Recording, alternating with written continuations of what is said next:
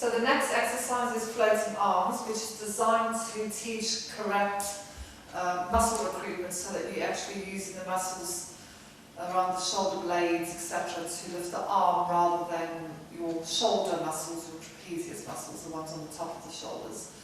So Paul's going to teach it the way he normally teaches it in a class. So you're going to have the one hand on the shoulder. So it's a nice way to actually feel what's going on inside of your body. So Paul, if you start to allow the other arm to raise up.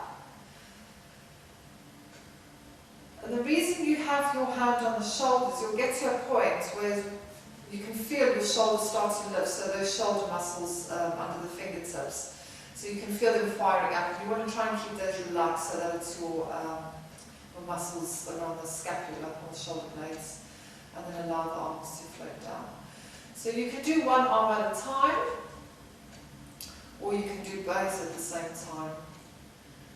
So the idea is to allow the shoulder blades to work properly. So all those muscles that were created or designed to lift the arm, that's what we're working on. So Paul, if you can do one using the traps.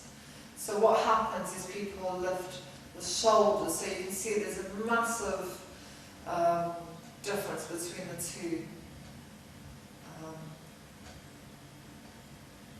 You know what I mean.